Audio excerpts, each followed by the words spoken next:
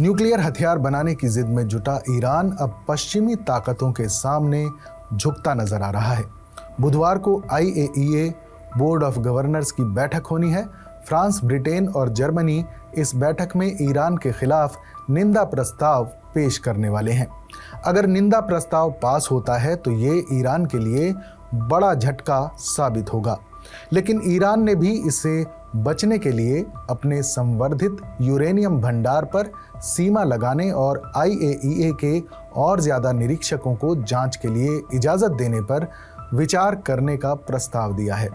Iran ने हथियार स्तर के न्यूक्लियर भंडारण को सीमित करने का वादा किया है, लेकिन उसकी शर्त है कि बैठक में ईरान के खिलाफ निंदा प्रस्ताव न लाया जाए। इंटरनेशनल एटॉमिक एनर्जी एजेंसी के अध्यक्ष के ईरान दौरे के बाद IAEA ने अपनी एक खुफिया रिपोर्ट में कहा है कि तेहरान करीब 185 किलोग्राम न्यूक्लियर भंडारण सीमित करने के लिए तैयार है। साथ ही वो 4 अतिरिक्त IAEA निरीक्षकों की नियुक्ति को स्वीकार करने के लिए भी तैयार है। संयुक्त राष्ट्र के सदस्य देशों को भेजी गई रिपोर्ट के हवाले से न्यूज़ एजेंसी रॉयटर्स ने बताया है कि ईरान इन 2 शर्तों को मानने के लिए तैयार है, लेकिन उसकी मांग है कि बोर्ड ऑफ गवर्नर्स की बैठक में तेहरान के खिलाफ कोई निंदा प्रस्ताव पारित नहीं किया जाएगा।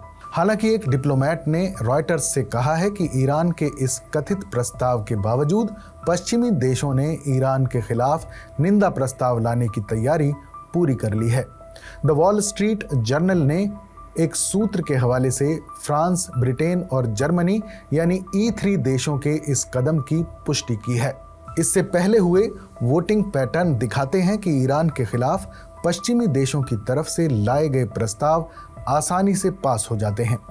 एक सफल प्रस्ताव इन तीनों पश्चिमी देशों के लिए उत्प्रेरक का काम कर सकता है, जिससे वो 2015 की मल्टीलैटरल न्यूक्लियर डील से पहले ईरान पर लगाए गए संयुक्त राष्ट्र के प्रतिबंधों को बहाल करने के लिए स्नैप बैक मैकेनिज्म यानी बार बार प्रतिबंधों को दोहराने को दोबारा शुरू कर सकें।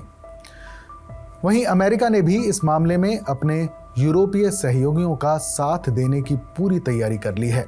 अमेरिका के विदेश विभाग के प्रवक्ता मैथ्यू मिलर ने ईरान इंटरनेशनल से बातचीत में कहा कि वो ईरान को जिम्मेदार ठहराने की कोशिशों का मजबूती से समर्थन करेगा।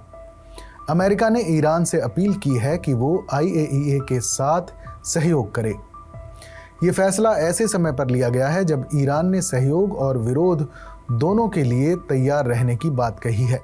ईरान ने एक तरफ IAEA की 2 शर्तों को मानने का प्रस्ताव दिया है, साथ ही उसने कुछ दिन पहले चेतावनी भी दी है कि अगर पश्चिमी देश एक बार फिर उसके खिलाफ कदम उठाते हैं तो वो इसके मुताबिक अपनी आगे की नीतियों को तय करेगा। ईरान के विदेश मंत्री अब्बास अरागची ने रविवार को कहा था कि अगर ईरान के खिलाफ बोर्ड ऑफ गवर्नर्स की बैठक में निंदा प्रस्ताव पारित होता है तो निश्चित तौर पर तेहरान जवाबी कार्रवाई करेगा। उन्होंने कहा था कि ईरान अपने न्यूक्लियर प्रोग्राम में उन नए बदलावों को शामिल करेगा जो यकीनन पश्चिमी देशों को पसंद नहीं आएंगे। तेहरान से आ रही खबरों के मुताबिक ईरानी प्रशासकों ने धमकी दी है कि अगर उसके खिलाफ प्रस्ताव पास होता है तो वो बड़ी संख्या में एडवांस सेंट्रीफ्यूज को एक्टिवेट कर देगा और सेंट्रीफ्यूज में गैस भी इंजेक्ट कर दी जाएगी।